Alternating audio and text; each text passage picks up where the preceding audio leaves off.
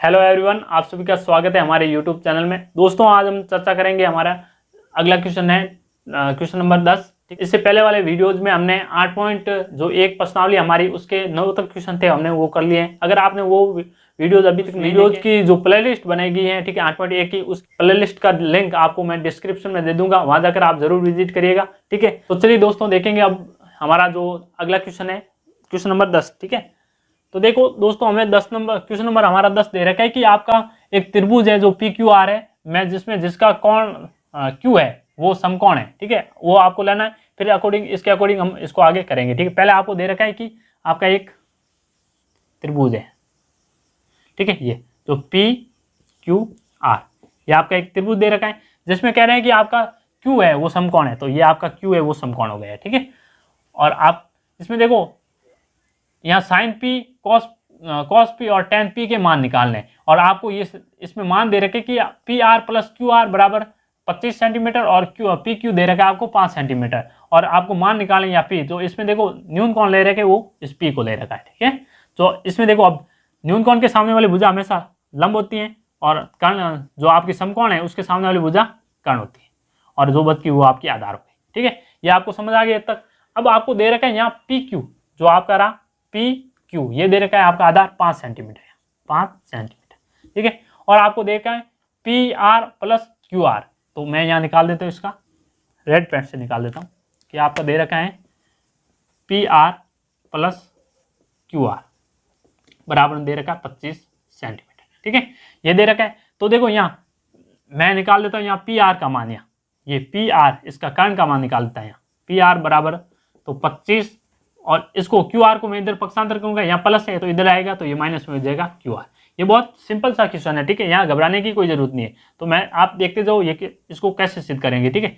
तो ये हो गया आगे आपका, इसको आप मान लीजिए समीकरण नंबर फर्स्ट, ठीक है, इसको समीकरण फर्स्ट मानिए, मैं आगे बताऊंगा इसको फर्स्ट क्यों मानते हैं समीकरण, ठीक है। अब देखिए, तो आपको यहाँ क्या करना है, इसमें देखो कर्ण के बारे में पता चल गया, ये रहा इसका कर्ण का मान, आधार पता है तो हम लंब ज्ञात कर सकते हैं, वो आपकी पाइथागोरस प्रमेय से।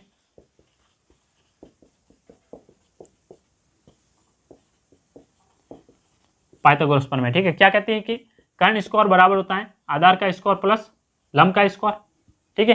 तो हमें कर्ण के बारे में ये रहा, आपको यहां सीधा ही लिख देता हूं मैं, 25 माइनस क्यू आर, ठीक है, इसका करेंगे क्या, स्क्वायर, पूरे का स्क्वायर है, ठीक है, और फिर बराबर आपका जो आधार है, आधार क्या है यहाँ पर 5, ठीक है, 5 सेंटीमीटर, तो 5 का स्क्वायर, फिर प्लस, और आपका लंब यहाँ ज्ञात करना है, तो लंब क्या है आपका क्यू आर, तो क्यू आर आपको यहाँ ज्ञात करना है, ठीक है, क्यू आर का यहाँ कर देंगे स्क्वायर, ठीक है।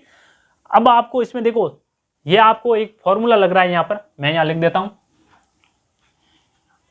आपका a माइनस बी वाला, ठीक है, a माइनस बी का होल स्क्वायर यहाँ लग रहा है, ठीक है, ये आपका a है और ये आपका b है। तो इसका क्या होता है, फॉर्मूला होता है वो, इसका जो मान होता है वो होता है a का स्क्वायर प्लस b का स्क्वायर माइनस 2ab, ये होता है, ठीक है। तो ये वाला फॉर्मूला इस रूप में आपको यहाँ खोलना है, ठीक है, आपको सीधे ऐसे वर्ग करके नहीं निकालना है, ये वाला फॉर्मूला लग रहा है आपको यहाँ फॉर्मूला लगाना है यहाँ। तो देख लीजिए, यहाँ 25 का कर देंगे स्क्वायर, फिर प्लस आपके क्यू आर का कर देंगे स्क्वायर, और फिर माइनस 2ab, ठीक है, तो 2 इंटू या माइनस लगा देना, ठीक है, यहाँ माइनस है, minus 2 into 25 into Q R, ये फिर बराबर में देखो 5 का वर्ग कितना होता है 25, फिर प्लस और क्यू आर का स्क्वायर है, ठीक है, क्यू आर स्क्वायर। यहाँ देखो 25 का स्क्वायर कितना होता है 625, प्लस क्यू आर का स्क्वायर, क्यू आर स्क्वायर, फिर माइनस, फिर 2 को 25 से गुणा करेंगे तो ये जाएगा 50 क्यू आर, ठीक है, फिर बराबर में आ जाएगा आपका 25 प्लस क्यू आर स्क्वायर। इतना ध्यान में आ गया, ठीक है आपको। अब देखो इसमें आपको क्या करना है यहाँ पर, अब हम इसमें क्या करेंगे, देखो इसमें देखो 625 है इधर, ठीक है, और अब आपको इसको मैं क्या करना है, इसको क्यू आर को मैं इधर पक्षांतर करूंगा और 625 को मैं उधर पक्षांतर करूंगा, ठीक है। तो देखो इसमें देखो क्यू आर स्क्वायर, और इसको भी मैंने इधर लिया है, तो ये हो जाएगा माइनस का क्यू आर स्क्वायर, और फिर यहाँ है माइनस का 50 क्यू आर, और बराबर आपका यहाँ है 25 प्लस का ही, और 625 को मैं इधर पक्षांतर किया, ये हो जाएगा माइनस का 625, ठीक है, यहाँ तक आपको समझ आ गया। अब देखो यहाँ में आगे इसको बहुत ही ध्यान से तरीके से आपको सॉल्व करना है यहाँ तो, ठीक है। अब देखो इसमें क्या करना है, देखो क्यू आर स्क्वायर यहाँ प्लस का है, यहाँ माइनस का क्यू आर स्क्वायर, ये दोनों कट जाएंगे आपस में, ये दोनों जीरो हो गए, तो बचा क्या है यहाँ पर हमारे पास, ये मैं काट रहता हूँ, ठीक है। तो बचा हमारे पास माइनस का 50 क्यू आर बराबर, यहाँ देखो 625, देखो 625 में से 25 घटाएंगे और बड़ी संख्या किस में, माइनस में, तो यहाँ माइनस का चिन्ह आएगा, तो 625 में से 25 जाएंगे तो पीछे बचेगा 600, ठीक है। तो अब आपको निकालना है क्यू आर का मान, ठीक है। आपके देखो क्यू आर के गुणा में दे रखे हैं माइनस के 50, तो वो इधर जाएंगे तो पक्षांतर करेंगे तो इसके बट्टों में चला जाएंगे, ठीक है। तो माइनस के 600 बट्टे या माइनस का आ जाएगा 50, ठीक है। अब देखो माइनस से माइनस कैंसिल हो जाएगा और एक जीरो से एक जीरो कैंसिल कर दिया, तो देखो अब 60 बचा, 60 में 5 का भाग देंगे, कितनी बार जाएगा, 12 बार, ठीक है, यानी 12 पौने 60, तो ये आ गया आपका 12। क्यू आर का मान आ गया आपके पास 12, जो आपका क्यू आर क्या है, यहाँ पर क्यू आर है आपका लंब, वो आ गया सीधे 12, लंब ज्ञात हो गया आपका और आधार की भी पता है। और हमें देखो अब क्यू आर का मान हम रखेंगे समीकरण फर्स्ट में, ठीक है। क्यू आर का मान समीकरण फर्स्ट में रखने पर, समीकरण फर्स्ट कौन सी, ये वाली, इसलिए हमने समीकरण फर्स्ट बनाई थी, ठीक है।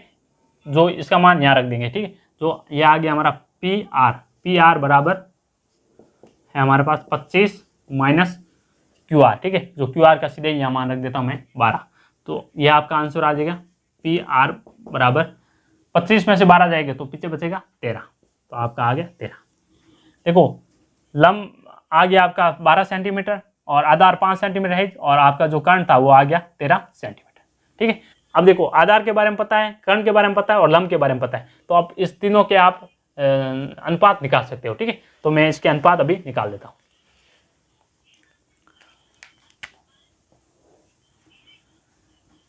तो साइन पी और कॉस पी और टेन पी,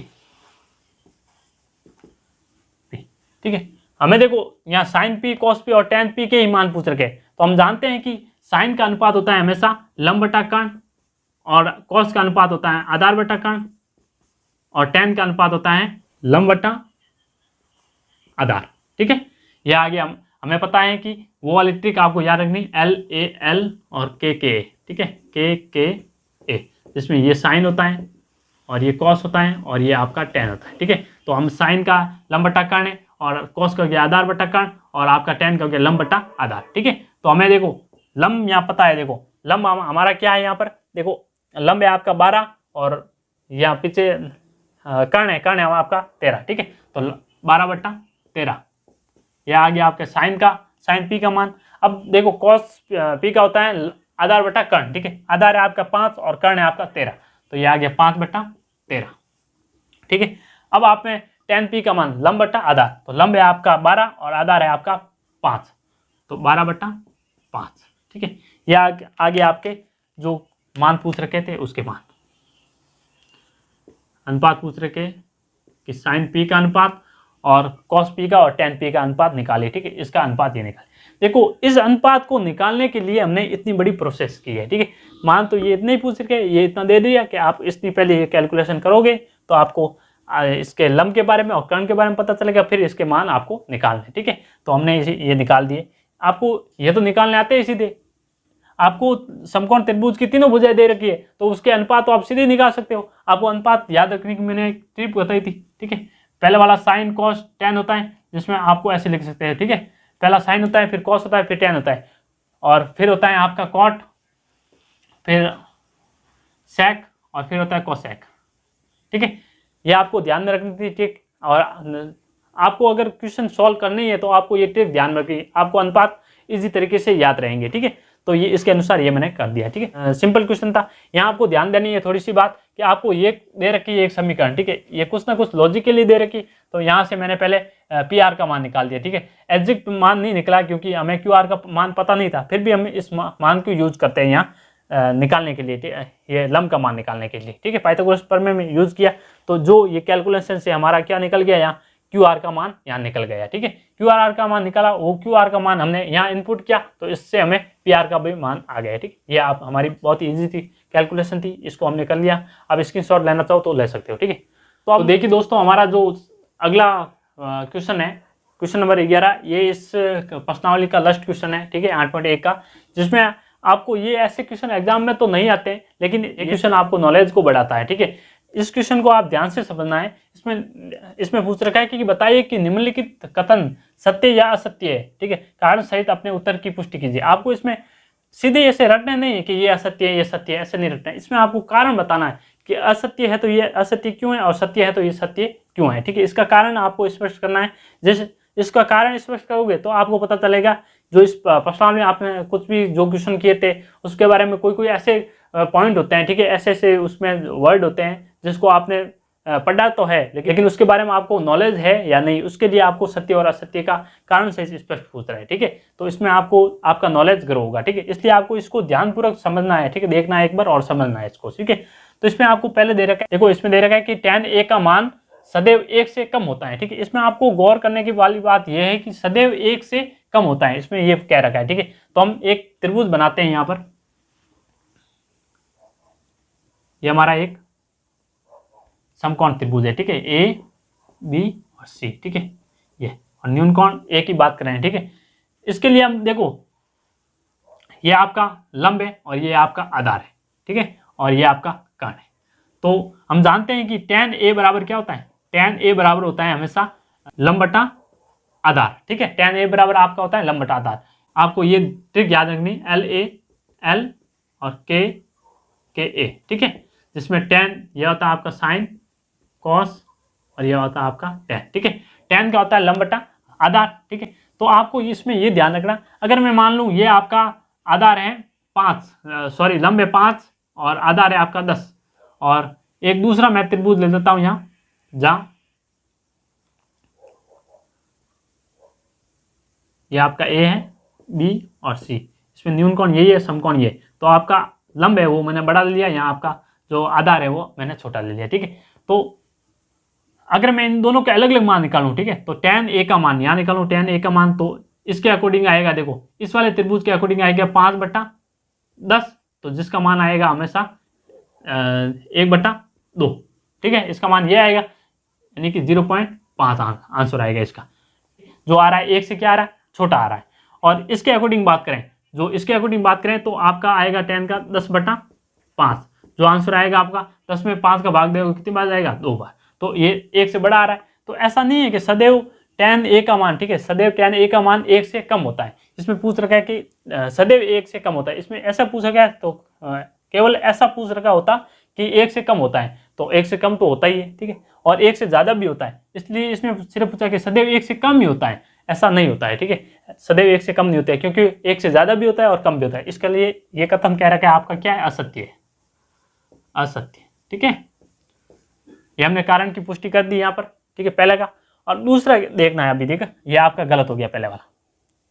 फिर दे रखा है, देखो कोण ए के किसी भी मान के लिए sec a का मान 12/5 होता है, ठीक है। अब देखो जो आपका कोण ए दे रखा है, मैं अलग से एक त्रिभुज बना देता हूं आपका, ये आपका कोण ए है, ठीक है, ये बी हो गया और ये आपका सी हो गया, ठीक है। इसके अकॉर्डिंग आपके sec a का मान, देखो sec a क्या होता है हमारा, sec हमने देखा था, ये आपका हो गया जाएगा cot और ये आपका है sec और ये होता है cosec, ठीक है, सीक्वेंस से याद रखना। तो sec होता है वो आपके cos का उल्टा था, तो देखो कर्ण बटा आधार, तो यहाँ है आपका कर्ण बटा आधार। तो हम जानते हैं, देखो इसमें दे रखा है कि कर्ण है वो आधार से क्या बड़ा है, तो हम जानते हैं कि किसी भी त्रिभुज जो आपका समकोण त्रिभुज होता है, ठीक है, उसमें हमेशा कर्ण है वो सबसे बड़ी भुजा होती है, वही कर्ण होता है, ठीक है। तो आधार और हमेशा आपका आधार और लंब होगा वो कर्ण से हमेशा छोटा होगा। तो यहाँ देखो आपका कर्ण है 12 और आधार है 5, तो ये आपका सत्य है, ठीक है, तो ये आप सत्य लिख सकते हैं, ठीक है, राइट है आपका सत्य, ये सिद्ध हो गया। ये हमने देख लिया क्योंकि जो आपका कर्ण होते हैं वो बेसिकली क्या होता है, जो आपके आधार और लंब से बड़ा ही होता है, तो ये आपका ये मान होगा वो सत्य होगा, ठीक है। तो देखो तीसरे पॉइंट में आपको क्या दे रखा है कि कॉस ए, ठीक है, कॉस ए दे रखा है। इसमें कह रहा है कि कोण ए के जो कोसेंट के लिए प्रयुक्त एक संक्षिप्त रूप है। आपको कह रहा है कि कॉस ए है उसका जो संक्षिप्त रूप है ये दिया हुआ, ठीक है, वो किससे लिया गया है कि कोसेंट से लिया गया है। तो हमने अलग अलग आपको बताए थे कि 1 2 3 4 5 6 ये मैंने लिख रखे हैं जो अलग अलग, ये तो शॉर्ट रूप होते हैं, ठीक है, sine cos tan cot sec और कॉसेक होते हैं, ये शॉर्ट रूप है। लेकिन ये लिए किससे गए, जो साइन से, देखो साइन SINE इससे लिया गया है साइन SIN, ठीक है। और फिर देखो इसके आगे लगा दिया को, तो को साइन इससे लिया है कॉस, ठीक है। फिर देखो टेजेंट, ठीक है, TANGENT, टेजेंट से लिया गया टेन। और देखो इसके आगे लगा दिया है को फिर, ठीक है, तो को टेजेंट हो गया, ठीक है, तो इससे लिया गया है कॉट। और फिर देखो सेकेंड, ठीक है, सेकेंड से लिया गया है सेक और फिर लगा दिया को इसके आगे, ठीक, को सेकेंड से लिया गया है कोसेक। तो देखो इसके जो शॉर्ट रूप है वो इससे लिए गए। तो देखो अब देखो इसमें पूछ रखा है कि आपका कॉस ए है वो कोसेकेंड से लिया गया, नहीं वो कोसाइन से लिया गया। तो इसका मतलब ये क्या है, गलत है। तो ये क्या आपका असत्य है, असत्य है, ठीक है। ये आपको ये मान ध्यान में रखना है थोड़े बहुत, ठीक है, रख लेना, जो बहुत इजी है, ठीक है, मैंने ये आपको बता दिया। अब आपका अगला दे रखा है पॉइंट नंबर 4। इसमें देखो कि आपका कॉट ए है, उसमें देखो कॉट और ए है वो आपस में क्या है, गुणनफल है। तो ऐसा नहीं है, क्यों नहीं है, देखो मैं बता देता हूँ क्योंकि ए के बना, ठीक है, इस ए के बगैर इस कॉट का तो कोई वैल्यू नहीं है, ठीक। तो ये कॉट इसके साथ है, ये इसका जो कोण है ए है, इसके जो कॉट के साथ ये कोण होगा तो इसका कॉट ए का मान होगा, अन्यथा नहीं होता। तो इसका मतलब ये भी असत्य है, क्योंकि कॉट अगर ये ए के साथ गुणा होता तो इसका कॉट का की कुछ अलग से वैल्यू होनी चाहिए थी। तो यहाँ कोई कॉट की कोई वैल्यू नहीं है। अगर कॉट ए आता है तो इसकी वैल्यू होती है, ठीक है। तो ये असत्य हो गया, असत्य, ठीक है। तो हमने बता दी 4 पॉइंट, ये भी असत्य है आपका, ये असत्य है, सत्य है, ये असत्य है, ये असत्य है, ठीक है।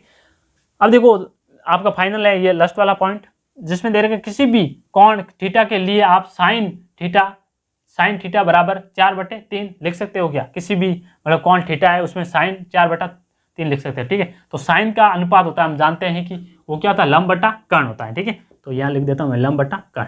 तो इसके अकॉर्डिंग देखो आपका कर्ण है वो 3 है, ठीक है, और आपका जो लंब है वो कितना है, 4 है। तो हम जानते हैं कि आपका देखो ये लंब या कर्ण से क्या है, बड़ा है।